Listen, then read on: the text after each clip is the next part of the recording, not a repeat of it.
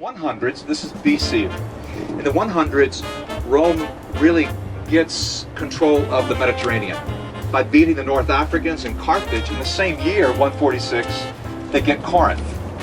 So with Corinth destroyed, and Julius Caesar rebuilds it about 100 years later, that brings us to the second date. So if you want to memorize dates, how about this? 146 BC and 46 BC. Those are my dates for Corinth. Zana can give you 20 more. If I were doing a test, that's what would be on the test right there. And as Caesar, the first Caesar, Julius Caesar, settled it, veterans came. You know, they got the benefits, they got the land. Okay, let's talk about individualism, because I think there's some similarities between Corinth and Western culture, and I think all of us here, well, Gilbert's coming from West Africa, but the truth is, even in a place like West Africa, Western culture is big. Everyone wants a car and money and a big screen TV and so forth. So I think Corinth was very much individualistic, focusing on the rights of the individual, straining. And I'm going to share with you some stories, but for right now, let me just give you kind of the conclusion that we have merchants who will do anything to sell their products. They'll be dishonest. I mean, business ethics. The pursuit of pleasure. It's all about me. Kind of a narcissistic culture, lust for things of the world. Or maybe people don't care about money, but they care very much about their muscles and how they appear, their beauty. You know, the athlete who will stop at nothing to be the strongest or to get the prize. And originally, the prizes in the games were quite symbolic. You know, just like a crown made out of leaves, you know, that would go on your head. Later on, it became prizes that were financial. And when it became possible to be rich as an athlete, instead of just having honor, then culture was really going downhill. Well, how about in your country? The people who excel in sports, they just get a crown of honor, or do they have obscene salaries?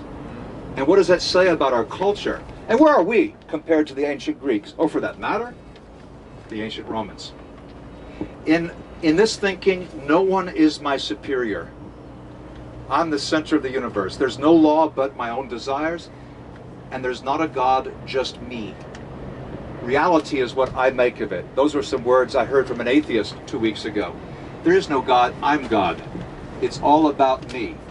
And I think if you looked at what was happening in ancient Corinth, I think you would say, you know, I think Douglas might be right in that assessment. Okay, this next section, comparison with Athens.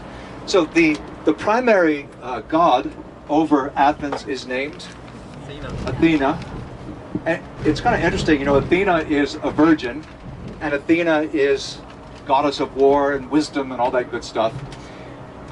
After Christianity took over the Parthenon, and this is at a point where basically Christianity is, well, it's not really Christianity anymore, but they convert the church on the Acropolis to honor not the Virgin Pallas Athena, but to honor the Virgin Mary. So you've got, you know, Athena worship for 1,000 years. You've got Virgin Mary for a lot longer. I mean, for even longer, up on that hill. But it's kind of interesting, the twists and the substitutions that take place. We'll see exactly the same thing when we get to Ephesus with Artemis and the Virgin Mary. So in Athens, at least you have a goddess of wisdom. I mean, she knows what she's doing. In Corinth, who's the chief deity? It's Venus, or in Greek, you know, Aphrodite. It's Aphrodite, the goddess of love, of sex. So you've got the sex goddess in Corinth. You've got a goddess of wisdom in Greece. Now, think of what comes from, what's the heritage of the Greeks?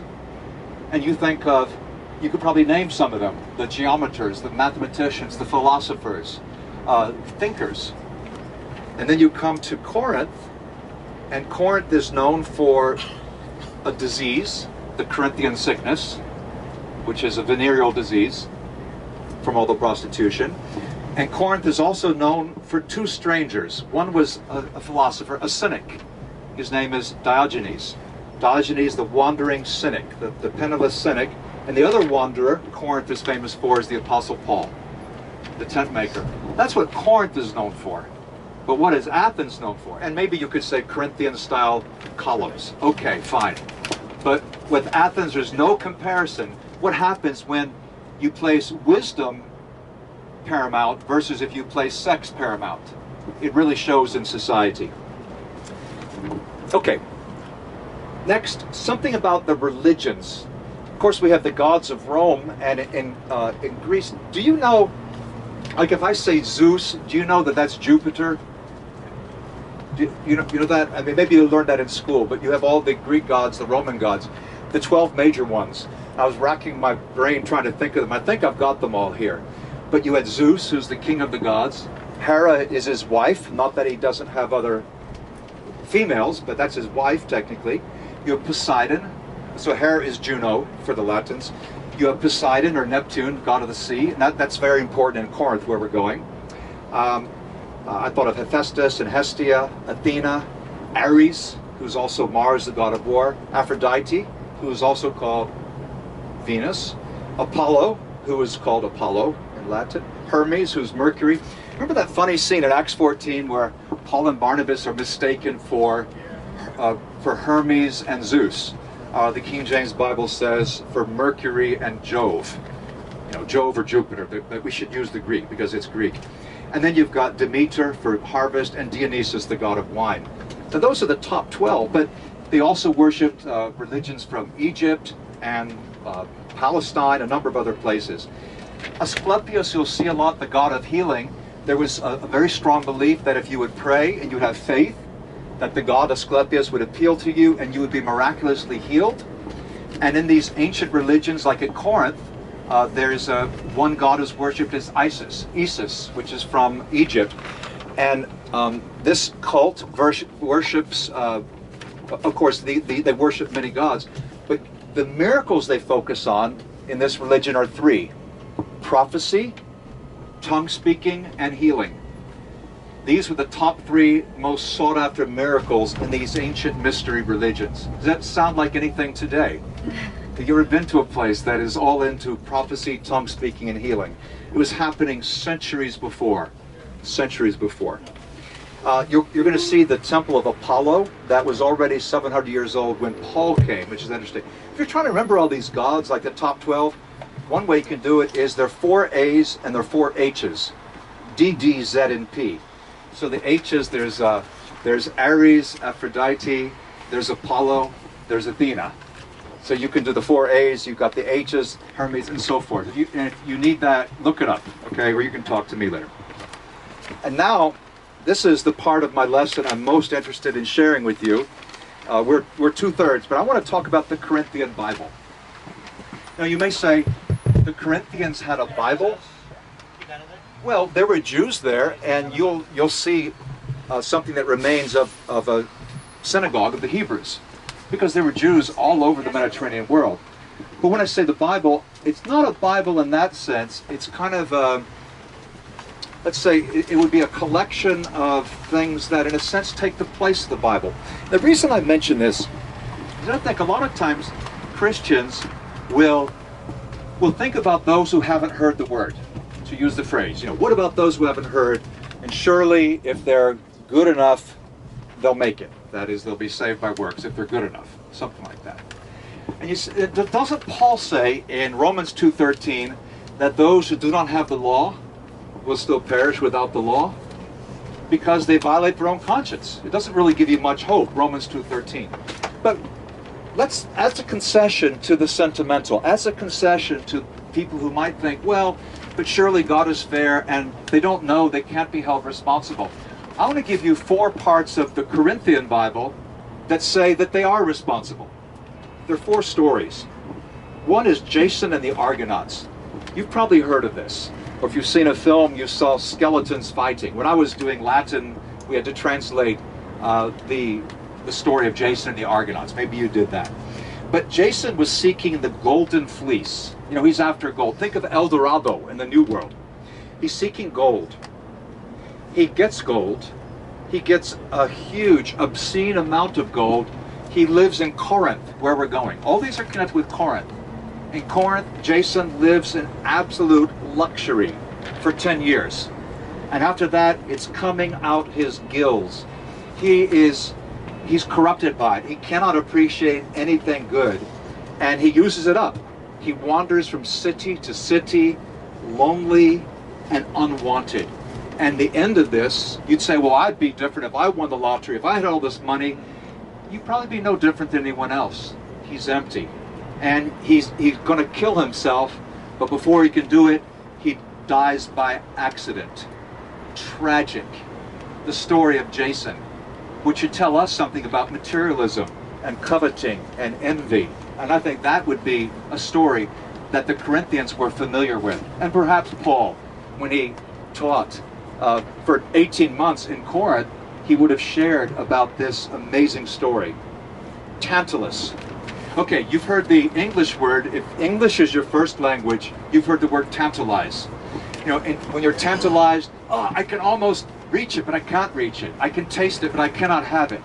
Tantalus is a king of Corinth. He stole food. I know it says soul food. I'm on the third bullet there, soul food, but it's not greens and soul food, and it's not a fish either. It's a typo, okay? He stole food from Zeus, and then he lied. You know, that's even stupider, because Zeus is the king of the gods. He said, I didn't do it. So he perjures himself. His punishment is he's in a place where this luscious fruit is hanging down, and as he reaches for it, it keeps receding. He's standing in water, and he says, oh, I'm so thirsty. He wants the water, and he bends down to drink it, and it just goes down and turns into black mud. He's tantalized. And that says something, I think, about our appetites. How it doesn't fulfill. Or kind of like in Proverbs, stolen food tastes delicious, but then it leaves your mouth filled with dirt. That's the story of Tantalus, who stole food from the gods. And I think that would be a great part of the Corinthian Bible too. Sisyphus. Okay, let's say you were studying literature or maybe philosophy. Do you remember the myth of Sisyphus? This poor fellow has to roll the stone to the top of the hill, and just as he gets to the top, this huge boulder rolls down the hill, and then he has to start again, and for all eternity he's pushing, it's like meaningless, he's pushing the stone up the hill. Well, Sisyphus is a founder of Corinth, and he's the first king of Corinth. Once again, we have the Corinthians here. They said in one of the stories, before he was the king, he was a robber. And you'll see when you go to Corinth that some parts are very hilly, like the Acro Corinth. But he would wait for merchants who were coming, and he would roll rocks down on top of them, ambush them, and rob them. And so the punishment, I think, is somewhat appropriate. To roll the rock up the mountain. The meaninglessness of life where it's all take. Whereas actually it's more blessed to give than to take. And this is kind of the opposite of Sisyphus. But again, if you were Paul, if you were you, and you're trying to connect to people in Corinth in the year 51 AD, what points of connection would you find? If they were God-fearers, they were hanging around the synagogue, they had some knowledge of Judaism, but if not, what would you do? What would you share? Wouldn't you say, hey, well, let's talk about Tantalus, let's talk about Jason and Sisyphus, and one last one. And as you can see, that's Bellerophon. Now, I learned a different story about Bellerophon. A lot of these Greek myths have different versions. Like in one of them, he was carrying his own death warrant. He was delivering a letter, and when the general got the letter, he killed him, because basically it said, kill me. But that's a different story. Here's this one. Bellerophon is a citizen of Corinth who is so proud, similar to the story of Daedalus and Icarus. Zana was telling us about them, who tried to fly to heaven, and they went too high. Bellerophon tries to fly Pegasus to Mount Olympus. Now, Pegasus is the horse with wings, not to be confused with Muhammad's horse, Burak, who he flies up to heaven from the Temple Mount. This is Pegasus, the original. And he tries to go to Olympus, and so the gods send a fly. The fly bites the horse, Pegasus. Pegasus falls, which means Bellerophon is thrown back to the earth. He's hurt, he's damaged, he's lame, he can't walk right, he's blind, lonely, wandering all the way till death. So what do you think? This is the background of Corinthian culture. Not today. I don't know that many people in the area would know all these stories now, but I'm talking first century Corinth, and I think that's significant. And that should warn us against being too sentimental or thinking that, oh, those poor people, they didn't know any better. They did know better. Even if you just take the little bit of human wisdom in the mythology of the world, you'll find that there's really no excuse. People have figured out quite a few things. Okay, let me share the last couple things. Special interest. Some of the things you're going to see in Corinth. This is cool. The synagogue inscription. The Temple of Apollo, or the ruins of it. The Bema, which is the judgment seat where Paul was allowed to speak. You'll see that. The Erastus pavement, which is a bit further down the hill. Do you remember Erastus, who's mentioned at the end of Romans? It's a pavement in Latin, but he was a member of the church. Very, very interesting. The Gallio inscription. Now, Gallio inscription is found at Delphi, but Gallio was a governor here, and he's mentioned in Acts 18, kind of the preparation reading for today. And then also the Acro-Corinth. And once again, going up to the Acro-Corinth, I don't know if you're all planning to go up there. I'm not. Mano, Milton, are you going up there? Jay? Some people would go out of pride, others would stay away out of wisdom. But if you don't go again, you'll have extra time in the museum, and it will be fun either way. Do what you like. Deb Anton, who's Ed's wife, will be sharing about the Acro-Corinth after the break at the canal. And then sources. So to prepare for Corinth, you've got not only Acts 18, obviously the 2 Corinthian letters, but really 1 Corinthians refers to a previous Corinthian letter, which is now lost, and 2 Corinthians refers to a 3rd Corinthian letter. So at least 4 Corinthian letters, and probably more, but only 2 in the Bible.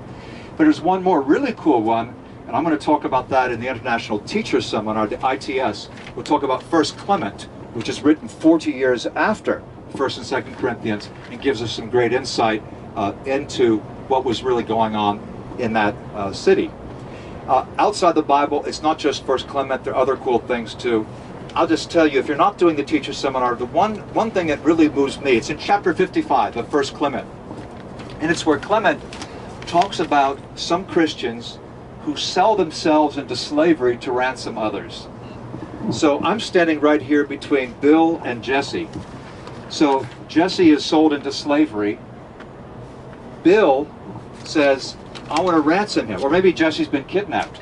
And Bill says, I'm going to sell myself into slavery so I can free my dear friend, to free my brother.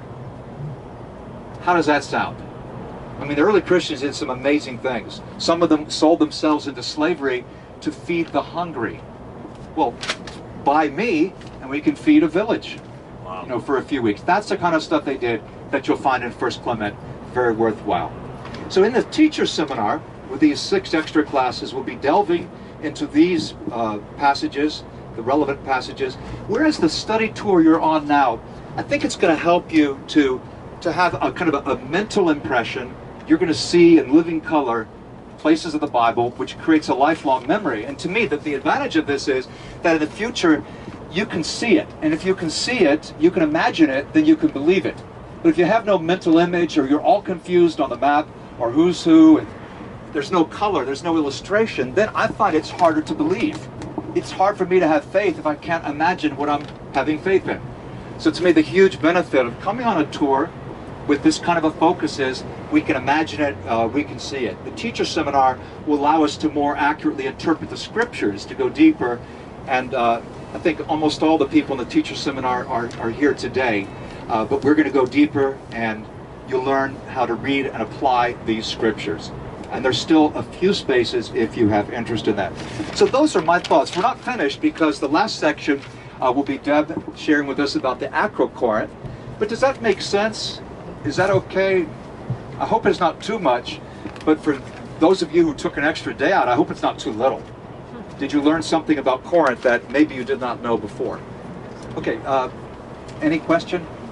I can take 2 questions. Yeah, Andreas from Berlin. Yes, sir. Inscription in the synagogue in Corinth? The inscription, okay, at Corinth, it's a fragmentary inscription. When I studied my first year of Greek, and I was a pretty young Christian then, I think it was my 3rd year, The head of the chapter that week was, each chapter started with something famous from ancient Greek, a saying or something. But to my surprise, the second week, it said, blank goge ebrai blank. Now, the synagogue of the Hebrews would be synagoge on Hebraion. So it's cut off. So it's not the full synagogue, but you can see the oge, and then don Hebrai, very clearly it's of the Hebrews. So it says basically synagogue of the Hebrews, but a couple syllables are missing. But this would have been like over the door. This is the entrance, and that should be at the museum. Everyone will see that, whether or not you spend an hour in the museum or you go to the Ancient Corinth. Now, that's a good question, because I know we're looking for points of contact that help us to say, where does that go with the Bible? How does that connect? Anything else? Do you want to add anything? I can. Yeah, all you have to do is read Acts, read the letters, read between the lines. We think, okay, Paul went to Ephesus. He was there for the better part of 3 years, according to Acts 19. That doesn't mean he only went to Ephesus once. And a letter to the Ephesians doesn't mean he only wrote one letter to the Ephesians. It means that in Scripture we have one letter. There are probably 3 or 4. This is a very important city. But we don't need those for Scripture. It would be kind of just more of the same. It'd be redundant. Okay, let's say 1 or maybe 2 more, because you're simultaneous. Who starts it with Diane? Just trying to imagine it. As Paul made these journeys, did he sail? Did he walk? Did he... You're trying to imagine it as Paul made these journeys. How did he go? Well, a lot of it's on foot, but also a lot of it is on the sea. And so in the book of Acts, you read a lot about the sea voyages. And that's really where you get the answer. Read 2 Corinthians 11, and then read Acts, for Paul's case, from chapter 13 to chapter 28. And you'll have a very good mixture. What you don't see is him riding a horse or, going in luxury. And you'd say, oh, but going on the sea, that's like a cruise. No, it's not.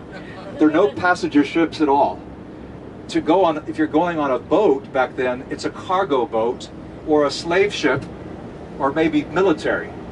There's no but how did they cruise the Mediterranean? Hey, the Romans just dealt with the pirates. This was not something, it's too dangerous. People don't go that way. Walking that was the main way they got around. And this is the last one. Yeah, we heard last night from a Greek gentleman who was on the plane with us. You heard last night from a Greek gentleman who was on the plane with us. Go ahead. That Paul shifted the culture from being wisdom and just teaching for free to becoming a paid position where you were salaried to teach, which was kind of interesting. What do you think about that? Let me respond privately to that. But you met someone on an airplane who had a view of what Paul did, how Paul changed Christianity. I'll just say there are a lot of theories about how Paul changed Christianity. That wasn't the context of it. Yeah. It wasn't about changing Christianity. It was about changing from philosopher no pay to having a paid position. That's right. That's considered to be a pretty huge change.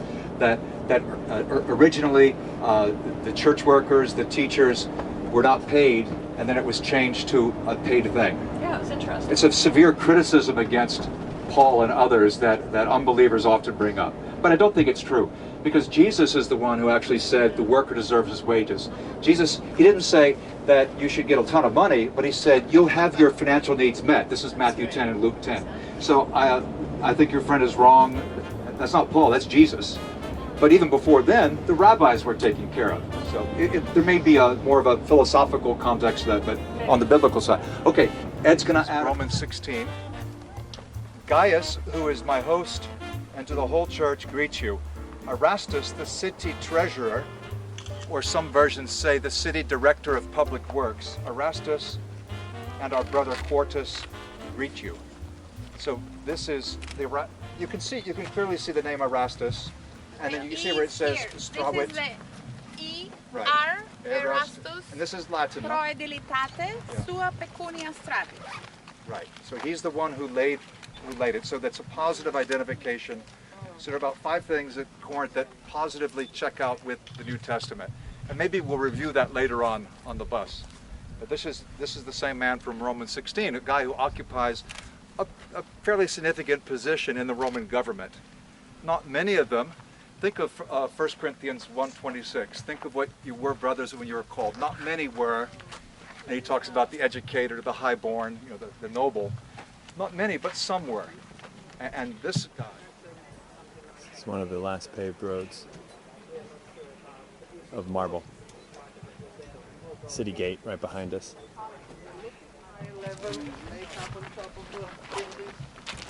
So this is the road leading Again, into it's Corinth easy to from see the Lycaeum the port. shops right here Great with the wall. crossways, Oh, they're so small. Yeah. two C's.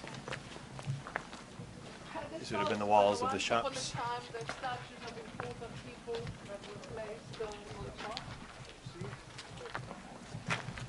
And the roadway that would lead out to the port.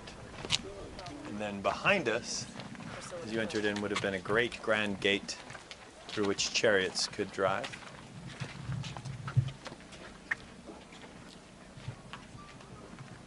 To warm the cold marble seat before the person would go to This is the public bath, the public bath. latrines. Well, where I'm starting, you can see the two holes, the two seats, the toilet right there, and the channel, the marble channel under the feet for the running water. You have to come over here because, as you can tell, we're not allowed anymore to go. In Corinth, up and down this main road would have been all the shops. All the brass and bronze workers would have been up and down, including tent makers throughout this forum. You have heard the clang, clang, clang of the hammers working on the brass. Yeah, all kinds of shops. You can get your glasses repaired. And before us there is the Bema. Of course, we are going now to visit the site. Afterwards, if you like to have more time to see the museum as mainly Roman pieces, because what we see today, it's of Roman times. There are only two remains from ancient Greek period, the Temple of Apollo and the Glauci fountain that we're going to see. But it's nice to remember that whatever we see today of ancient Corinth is just the very heart of the city, the Agora, the Forum, and you have to use your great imagination in order to understand what a beautiful city this once was, like Ephesus. You're going to Ephesus, if I understand well? Now, is it true that the Agora in Corinth was the biggest in Greece? That's I read what this they in say. one book. Yeah, How do we know? Because of the length when they have found the remains of the So just the size. the foundation, the size. Okay. And when you go to Ephesus, then you can understand what Corinth once upon a time looked like, because there is nothing much today but the very center of the city, and everything was destroyed in the 6th and 7th century AD due to tremendous earthquakes. The city that was founded by Julius Caesar that Doug told you on the bus in 44 BC as a Roman colony and flourished again in the 1st and the 2nd century AD, which is mainly the period of all the remains that we will see today, was destroyed once again in the 3rd, 4th, and finally 7th century AD by earthquakes. Then the little town was built over and above. That was destroyed again by an earthquake, and the new one was as cheap Roman art, which is a joke. But in Roman times, very often it was happening that was not a whole piece of marble that was used for the whole statue, and because of how often the emperors changed and they had to make new statues with the members of the family, it was much easier to change, to remove the head and change the head. It's a joke. It sounds like a joke, but it's very true. So it was the mass production period. They didn't take the time to make the whole beautiful statue from scratch. So they were just replacing the head, and that's why this is a characteristic that all the statues in Roman times are missing. But we're here in this courtyard, and you have to turn around in order to see the important inscription that Doug told you, Synagogi Hebreo. Over there is there is Goyi. It's the Gamma, Omega. I can reach Gamma. easily. Okay, yeah. See, Goyi. Goge, the end of synagogue, Goge, and then Ebr from Ebraion. So it's like Agog, he Yeah, exactly.